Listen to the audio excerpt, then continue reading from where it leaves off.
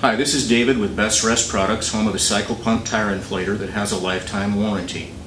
You know, we have a lot of instructional videos on our BestRest Products YouTube channel. If you go to YouTube and Google BestRest Products, you'll see the channel and all the things we offer. We've got tire inflation, tire repair, changing tires, taking them on, taking them off, showing a variety of different things. The more you watch, the more you'll learn. What we're going to show you today is setting a tire, a tubeless tire, on a metal rim and creating the airtight seal between the rubber of the rim, or the rubber of the tire, and the metal of the rim. We call that setting the bead. There's also seating the bead, which is another process, which is actually inflating the tire with a high enough pressure so that the sidewalls pop into place on the metal rim, and when that happens, you'll hear a very satisfying ping ping sound as those two beads pop into place. So this is a cross section of a motorcycle tire, and you can see the way it's designed, and you see that it's got what we call the beads right here. This bead section right here is in contact with the metal rim, and on a tubeless tire these are splayed outward against the rim by air pressure, and that makes the airtight seal. If these two beads are not in contact with the metal rim after you've remounted the tire, you can inflate all day long and you'll never achieve what you're trying to achieve, which is inflation and these things popping into place. So often when you buy tires or when you get new tires, they come to you kind of crushed down like this. They've been stacked one on top of another, and so when you try to mount it on the tire or on the rim, the rubber is like this and my metal rim is bigger, so I'm not able to make an airtight seal. I'm going to solve that problem, and I'm going to show you a variety of different ways. One of them would be a high blast of air from a compressor. If I had this tire mounted on a rim and it was fairly close to the metal, if I gave it 100 psi out of my shop compressor, it would blow those sidewalls outwards. I get the initial seal, and then I keep inflating until the bead pops in place. One note about popping the beads, setting the beads: lubrication plays a huge role in this process. If this sidewall of the tire is dry and the metal is dry, you can inflate to 100 pounds and it simply won't pop. So make sure that you lubricate this bead on both sides of the tire and that you lubricate your metal rim, because you're just trying to make it easy for that tire to pop into place where it belongs. So once again, we want to make sure that this tire opens out like this and makes the initial contact with the metal rim, and once that's done, then we can inflate the tire using a cycle pump, or for that matter a hand pump, until we get enough pressure that these beads pop in place. This tire has been mounted on the rim, and although it looks like it's fully mounted, it's not. I broke it using our tire iron bead breaker a few minutes ago, and I note that there's actually a gap between the metal and the sidewall, and it's apparent here. I can actually look all the way into the well at that point. Same on the other side. Right here I can look all the way into the well. So if I were to attach a cycle pump to this tire and try to inflate it, that pump would run and run and run all day long. And the reason that it would is there's not the initial airtight seal. I have to bring those sidewalls outwards so that I can make the contact with the rim so that I can build my pressure. Once again, we make sure that our sidewalls are properly lubricated. But how do I get to this process? I'm up on top of a mountain. I don't have a 100-gallon air tank on my shop compressor handy. How do I solve that problem? Well, some guys will use a can of ether. They'll carry a small can of ether. They'll spray some ether inside the tire. They'll take a match. They'll touch the match to the sidewall. The ether explodes. It blows the sidewalls outwards, and although that does work, it's pretty dangerous. I have used it myself on some quad tires. I was wearing fireproof stuff and face masks, and had my match on the end of a 2x4. When this thing explodes, it is truly an explosion. I can't recommend it, but it is something that would work, and if that's what it takes, yahoo. The other method that is very effective is to use the BestRest donor hose. Donor hose is a product that we've shown in another one of our videos on our YouTube channel. It's pretty simple. I was riding along one day thinking about the whole process. What would I do if I need a high pressure air tank? And it occurred to me that I've got two of them, the front tire and the rear tire. Well, if I had a flat rear tire, I would overinflate my front tire, use my cycle pump, fill it to 50 psi. I've made a repair on my rear tire, and what I simply do is I take the donor hose, which is a 5-foot piece of air hose with a couple of air chucks on it. I connect it to my dead tire. I go over to my overinflated tire. I connect to the valve stem of that tire. Now I have a 50-pound air tank blowing high amounts of air into this tire. And it's usually effective. 80 to 90% of the time, it's worked for me. Occasionally I have a stubborn tire, so I reinflate the good tire, again to 50 pounds using my cycle pump, and I do it again. Sometimes I roll the dead tire around, try to massage the rim a little bit, the wheel assembly a little bit, so that I change some of those gaps a little bit. So you can keep doing this over and over and over until you get it right. But let's say you don't have a donor hose, or let's say you have a particularly stubborn tire. What's your next solution? Again, you're on top of a mountain. Well, another thing I thought of as I was riding was a product called the BeadSetR. And the BeadSetR is a simple device that's been improved.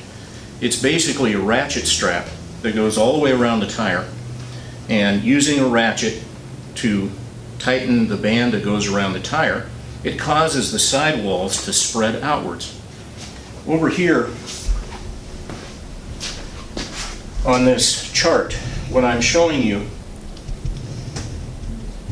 is this is your rim and this is the tire. And what you want to do is you want to spread these sidewalls out so they make an airtight contact with that metal rim at this point and at this point. If you don't spread the sidewalls, your air is going to leak out through here, and no matter how much you inflate, you're not going to get the tire mounted properly. This is what it should look like when you're inflating the tire. You have an airtight seal between the sidewall of the tire and the metal rim on both sides, and as you inflate, if it's properly lubricated at about 25 pounds, this tire will pop. It'll go ping ping, it'll pop into place. But here we're going to show you the BeadSetR, the ratchet strap that goes over the top of the tire. It would go around in this fashion.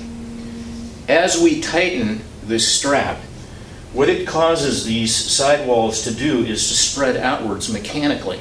It's a mechanical function that physically moves those tire sidewalls outwards until you get that condition. And once you've done that, then you can inflate and pop the beads into place. Once again, lubrication is most important. So a lot of guys have tried using ratchet straps, and I did too. And what I noticed that as I was doing it was that it wouldn't really spread the sidewalls. Instead, what it would do, if I had my ratchet right here, it would simply crush the tire at that point. Now, why is that? And I realized that it's friction. The strap that goes all the way around this tire is stuck to the rubber. And because the rubber is stuck, what happens is the ratchet assembly itself actually moves towards the center. And when that happens, it deforms the tire. And if the tire sidewall is deformed, you're not going to get the concentric connection between metal and rim, and you simply won't achieve your goal, which is to inflate that tire. There's another tire that was taken off, and what we're going to do is we're going to spread these sidewalls. And if the camera can show that, you know, these tire sidewalls are fairly pliable. We're going to spread it as far mechanically as possible so that it would be in contact with the metal rim. And we're going to use the BeadSetR to do that. So what does the BeadSetR have? This little kit fits in your hand, has a couple of things that are very important. It has a piece of nylon, hard nylon, upon which the ratchet will slide. It has two pieces of tubular webbing that the strap will go through, and it has a common everyday ratchet strap like this that as you crank the strap, it tightens the strap around the tire. Comes like this. We have to do a bit of assembly, and what we basically have to do is take this strap and fit it through this nylon webbing. It has to go through the center. Why nylon webbing? Why is this strap within this nylon? Friction. When this is on the tire and there's a strap inside, the inner strap can slide smoothly. It won't grab a hold of the tire, and as a result of that smooth slide, it's going to spread the sidewalls of this tire concentrically all the way around the tire without any divots where the ratchet assembly is. What I need to set this system up the first time, when you first get your bead setter, is you're going to have to get the strap into the tubular webbing. And the easiest way is I took a tire iron and one of the rubber bands that came in this kit. I tied it to it, and I simply feed that tire iron and strap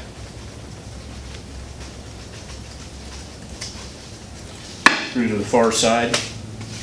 Got that one on. And I do the same thing over here. Just open up that tubular webbing, slide it down inside,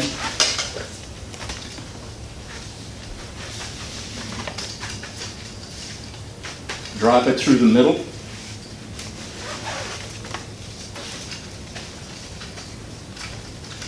till it comes out the far end. There we go.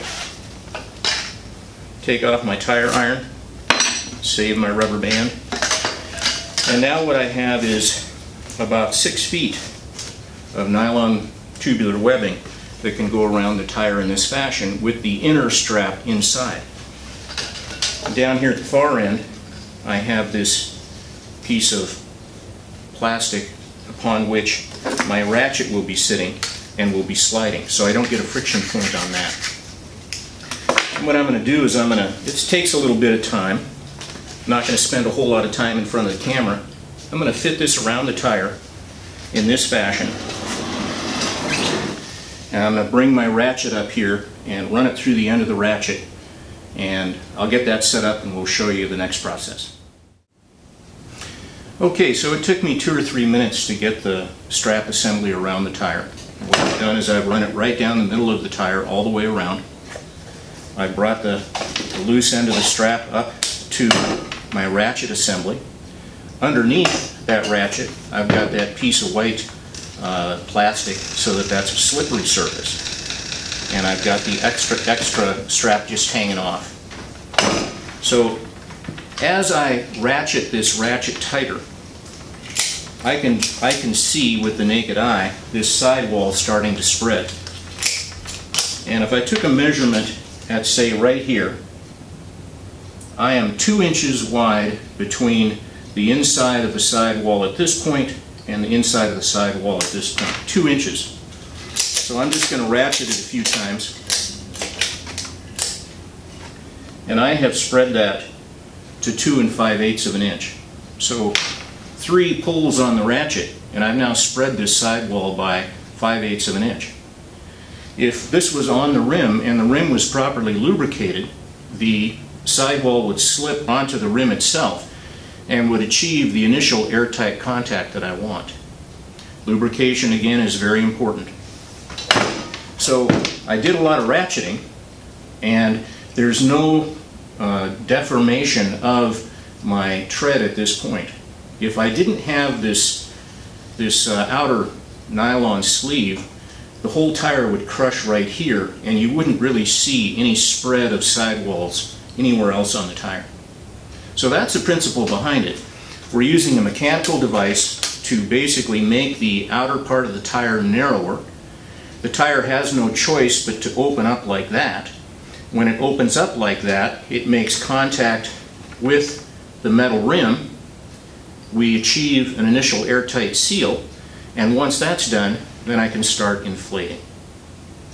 We'll do it on the tire that's mounted on the rim and show you what that process actually looks like.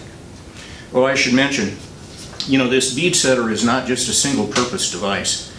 I always believe that you try to make something that you can use for other purposes. So this ratchet could be used to tie down a bike. It could be used to tie up a tent, you know, run between two trees, hang out your clothing, a clothesline. It serves multiple purposes, so it does more than just this process itself. We try to make it multi-purpose, and I found all sorts of things to use for this, from strapping bikes to hanging things in trees, in bear country, you know, tying my stuff up high so they can't get to it. We'll get set up on the other tire. We'll show you the process. So we've set the BeadSetR onto this tire that's on the rim, and I've connected a cycle pump easy air gauge so I can read pressure to see what's happening. I haven't done anything as far as spreading the sidewalls other than to I put some lube in there to make sure that it was properly lubricated. I'm going to turn the pump on for a moment. I'm going to watch my gauge and see if I'm getting any pressure. If I see 0 on the gauge, that tells me that all the air is coming out between the sidewall and the metal rim.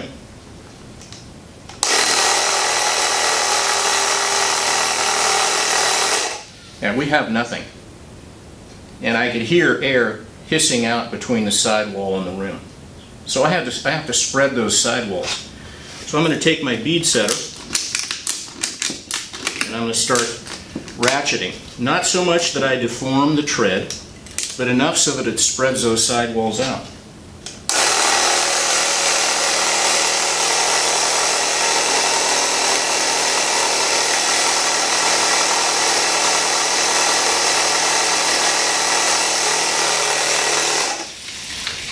I can hear the air coming out. We are making contact. A little bit more ratchet.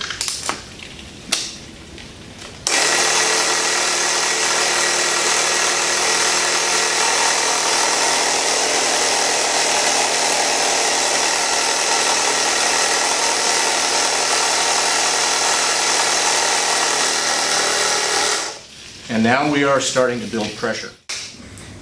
Let's say that I wasn't building pressure, and even though I have the BeadSetR tightened down pretty tight, it's still not getting that initial seal. I know I'm getting air into the tire. I can hear bubbles hissing. So I look at the tire and I see where is it not quite as wide on the metal as it is in other places. Now there's a spot right here. If I simply take this and bounce it on the ground, the combination of that and the BeadSetR tension will help that sidewall spread outwards. So I'll set up my pump and gauge again.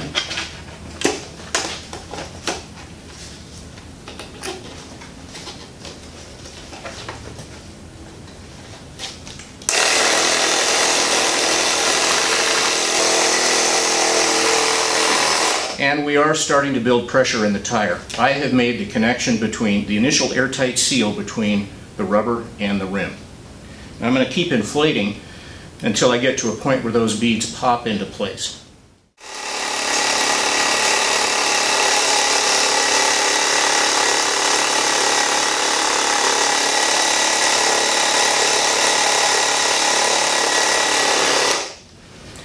As I go through the inflation process, I can see little bubbles leaking out along the sidewall.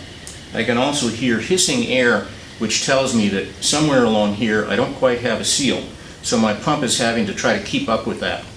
We're almost to 20 pounds. We're going to run it a little bit longer, and we'll see if we can hear that other sidewall pop into place.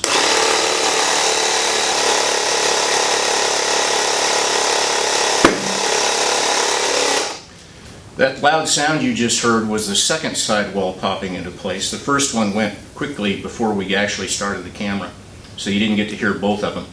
But what that tells me is both beads have been set or seated properly on the rim, and now it's just a matter of inflating to the desired pressure. In this case, I'll run this tire up to 36 psi so I can use it on the road. Of course, the cycle pump will do that in about 3 minutes. A lot depends on whether you're fully laden. The bike is sitting on the tire, so you'd be lifting the weight of the bike in addition to inflating the tire. Think of it this way. If you're going to inflate a balloon, it's a lot easier to do it when you're holding it in front of your lips than if you're sitting on it, because you'd be having to fill the balloon and lift the body at the same time. So we'll fill this up to 36 psi, and then we'll talk about a couple other things.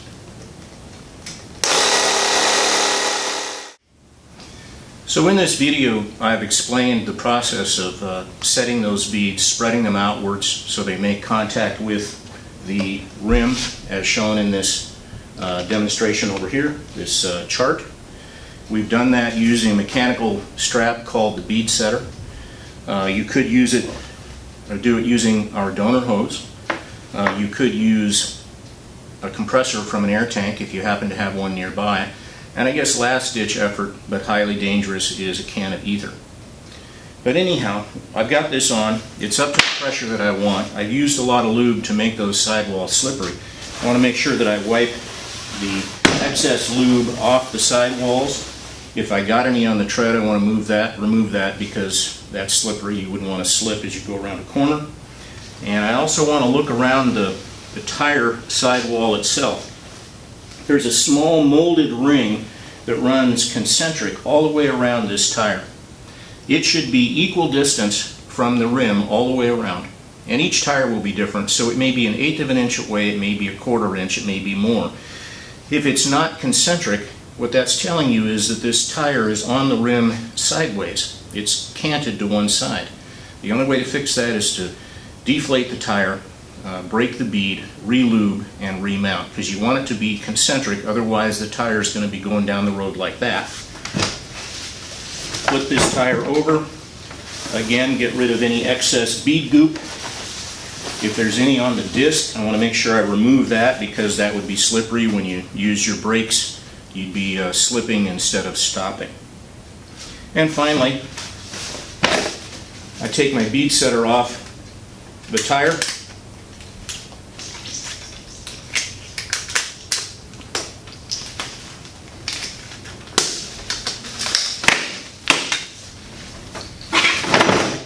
I'll make this nice and neat. Doesn't look neat right now, but in a moment I'll have it all packed. I'll put it back in the package. It'll be ready for the next time. Take this with you when you go on the trail. When you're riding anywhere, this will help you set those tubeless tires back on the rim and get you back on the trail. This is David with BestRest Products, home of the Cycle Pump Tire Inflator. I hope you enjoyed the video. We'll see you on the trail.